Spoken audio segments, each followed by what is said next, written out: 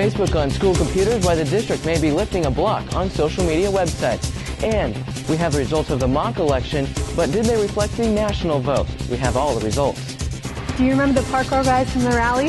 They showed us how they do some of those moves on this TigerCast News, Tuesday, November 13th, 2012.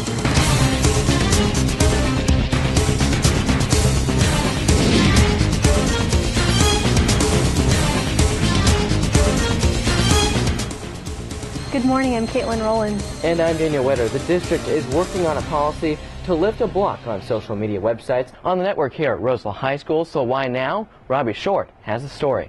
The Roseville Joint Union High School District is working towards a policy that would remove the current blocks on social networking sites such as Twitter and Facebook from the district computers. Do I like this? No, I don't. No, I'm kidding. Absolutely, I do. There's many times I think that if I had a Facebook and could just quickly type it in and it would ding all of my students right then and there, it would be awesome. This decision goes against the district's long-standing policy against the social media sites, but the technology team has decided that there are indeed benefits to having the websites available. District Director of Technology Mike Fury said in a statement, quote, "They were originally considered recreational sites that were not related to educational programs and instructional uses for internet resources. We have been working on this over the past year, and through the district tech team, which is made up of site representation, district staff will be recommending to the board we remove the restrictions because effective use of social networking sites has been demonstrated successfully by some of our teachers and abroad," end quote.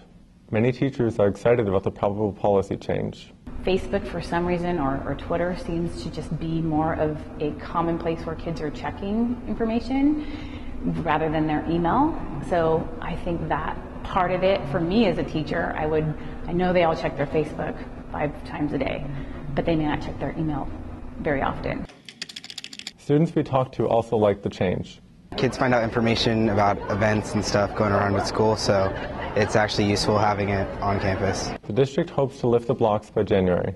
Remember, you can access the school's Wi-Fi by connecting to RHS Guests and using the password RHS Tigers, all undercase. Once you open a browser, just use your school username and password to log in. We asked people on Facebook as part of our Tiger Talk segment if they approved of this move by the district to unblock social media websites. And if we look at our Facebook, Grayson Leach says what this could mean is that students could, in theory, be distracted from classwork, but if they are able to use social networking and do required assignments, then he sees no problem. Mitch Skellinger says it wouldn't be distracting because everyone these days has 3G/4G on their phones, so people are on those sites all day anyways, and Natasha Claire Spino thinks this move is a bad one. So we now go to Caitlin Rowland for other top stories. Roseville High School is in its third year of Program Improvement, or PI. PI is the status deemed by the federal government No Child Left Behind Act on schools that fail to reach a certain percentage of students getting proficient or higher on different standardized tests. Principal Brad Basham told us students shouldn't expect to notice any changes because of the status. There are not going to be some drastic changes this year. As a staff, we just have to sit down and re-examine our educational program and determine, okay, what changes are we going to make to try to improve. Principal Basham is hoping for some good news to come soon regarding the school's AVID program. The current program is recognized as a national demonstration site and will be reevaluated by the AVID organization. We're going to have members from AVID National come out and look at our program and evaluate whether or not we're meeting the AVID guidelines, and I think it's going to go excellent. That's because we strive daily, monthly, yearly to keep up with the AVID national standard. I voted for Barack Obama. And that is the way the nation and our school voted in this presidential election. As you can recall, President Barack Obama won the mock election here on campus, as well as the presidential election a week ago. But how did the real results compare to our school's results? I compared the numbers and spoke to students about Obama's victory.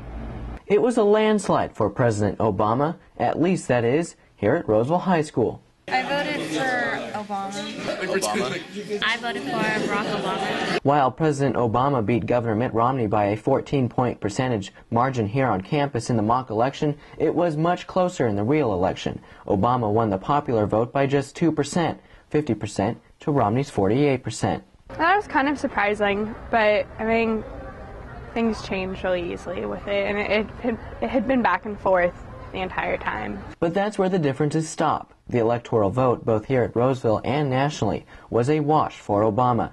He won Roseville High School's electoral vote 87-4, and nationally, he won 332 electoral votes to Romney's 206. Just 270 are needed to win. And some students predicted that RHS would be a good indicator of the national vote. I believe that there's a high chance that we will have the same results as the actual country. And why is that? Because children tend to reflect their parents' views. And while many were happy about the results of the election, Yeah, I was happy that Obama won the election. some were upset the president won another 4 years. Mitt Romney had more good ideas for our nation, and Obama might just do the same kind of thing. And still others just didn't care. In my opinion, I didn't really care for who won because, I'm not allowed to vote, so.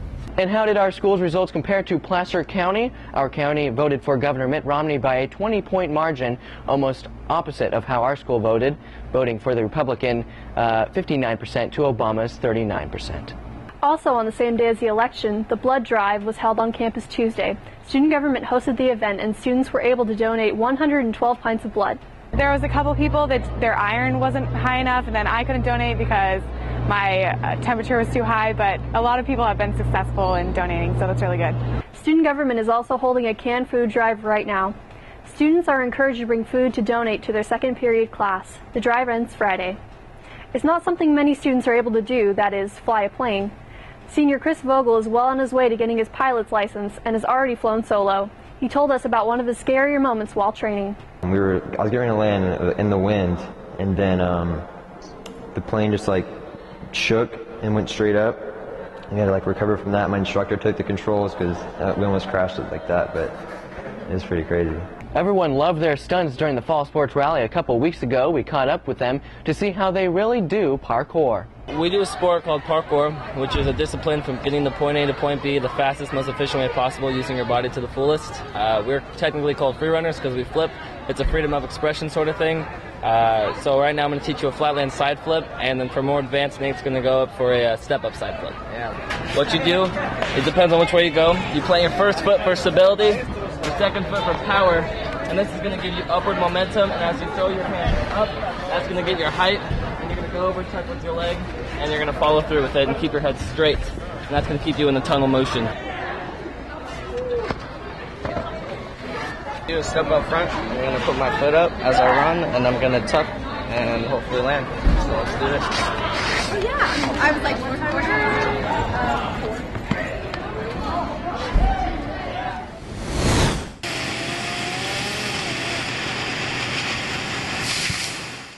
One of the school's biggest and oldest trees came down as part of it fell down earlier in the day Thursday. A tree removal company was called to take the tree completely down. Access to the administration parking lot was partly blocked during the day. Our next TigerCast is on December 10th, but before then, you can keep track of all the latest Roseville High School news and sports online at eyeofthetigernews.com. You can also like our Facebook page at facebook.com/eyeofthetigernews. Thanks for watching.